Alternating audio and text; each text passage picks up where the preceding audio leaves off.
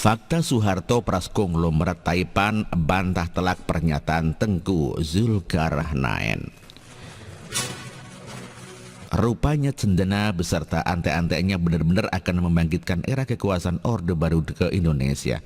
Ya, dimulai dari isu PKI beserta atributnya yang didukung oleh ormas-ormas radikal hingga mengingatkan kebaikan Orde Baru.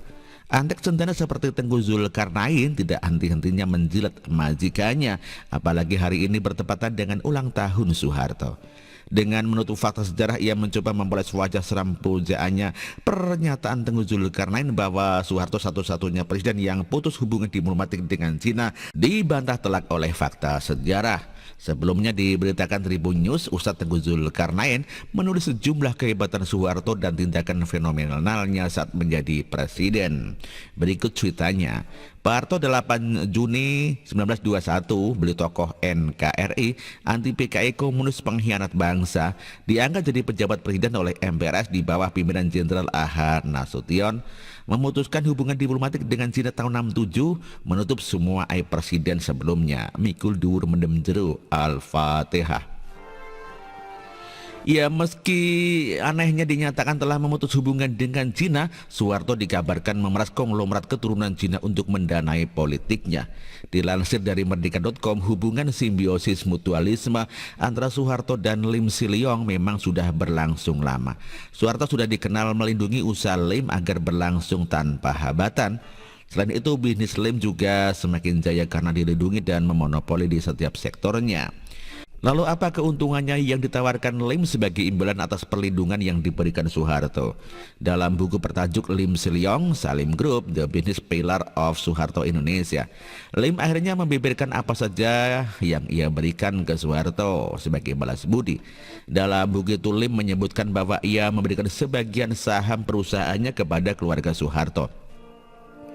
Di antaranya adalah 30% saham BCA yang dia berikan kepada dua anak tertua Soeharto, yaitu Siti Herdianti Rukmana dan Sigit Haryo Yudanto. Selain itu, sepupu Soeharto, Sudwi Katmono, juga mendapatkan manisnya hubungan keduanya, yaitu dengan menjadi penghubung Lim dengan rekanan bisnisnya dari Cina. Namun nama Lim yang lebih kenal dengan Cukong Soeharto tidak membuatnya merasa negatif. Malah dalam wawancara dengan penulis buku tersebut, Nancy Ching dan Richard Borst, tahun 2006, Lim mengaku bahwa dia memang masuk dalam kroni keluarga Soeharto. Ya, saya adalah antek tapi saya bukan antek yang buruk, demikian kata dia. Memang Lim terbukti menjadi sapi perah Soeharto untuk waktu yang lama. Lim juga menjadi lumbung pendanaan kampanye Golkar di setiap masa pemilu.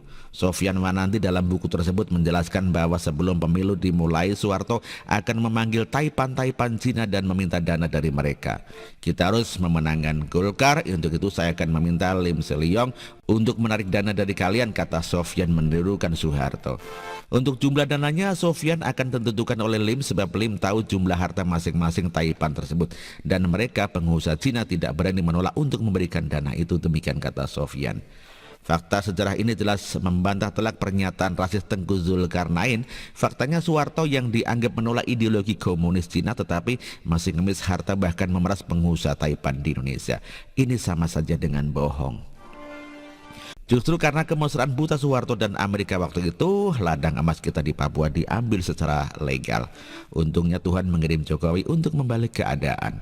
Saham mayoritas Freeport akhirnya kembali ke Ibu Pertiwi dan dikembalikan sebagian besar ke Papua.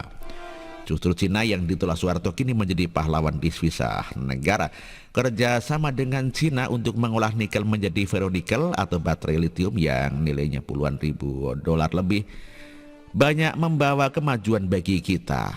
Cina juga taat aturan untuk membangun smelter dan memberi saham mayoritas untuk Indonesia, tidak seperti Freeport. Justru di era Orde Baru mengingatkan kita bagaimana negara ini ditindas oleh bangsa sendiri. Indonesia dengan kekayaan alam melimpah ruah hanya bisa dinikmati segelintir orang. Cendana dan anteknya hanya memperkaya diri saat rakyat banyak harus puas hanya menjadi buruh biasa. Beda jauh dengan era Jokowi di mana infrastruktur dibangun pesat. Semua fasilitas dan teknologi dikembangkan termasuk sumber daya alam. Aturan untuk memudahkan investasi juga untuk memudahkan rakyat agar bisa menjadi pengusaha, tak lagi sekedar buruh. Kita harusnya bersyukur hidup di era Jokowi dengan segala keterbukaannya. Dia adalah pemimpin yang dikirim Tuhan untuk menyelamatkan bangsa ini dari keterpurukan. Siapapun negara yang membawa kemajuan bagi Indonesia akan dipersilahkan, begitu sebaliknya yang menghambat akan dihempaskan. Saat ini semua orang berpikir jauh mengenai teknologi dan persaingan pasar global. Hanya centanatan anteknya yang membawa isu komunis untuk kepentingan mereka sendiri. Demikian artikel ini dikutip dari siwu.com dan ditulis oleh Nia Alif. Terima kasih.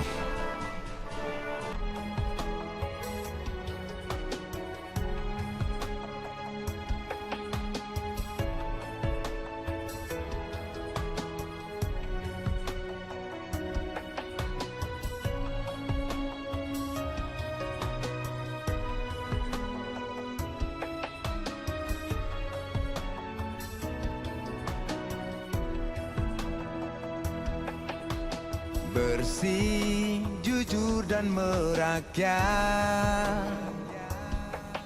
berbuat demi masa depan kami.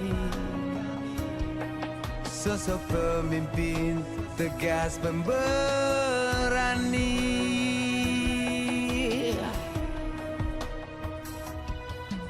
Kamu tidak tergantikan, terbukti baktimu untuk negara Indonesia Timur bersuara.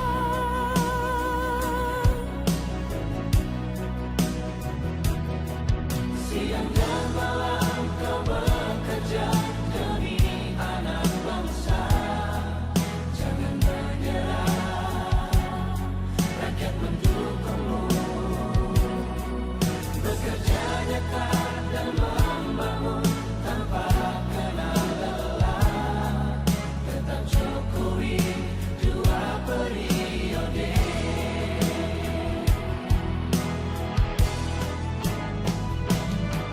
Ayo Jokowi, rakyat mencintaimu. Pilih Jokowi, Indonesia kejar. Ayo Jokowi, rakyat selalu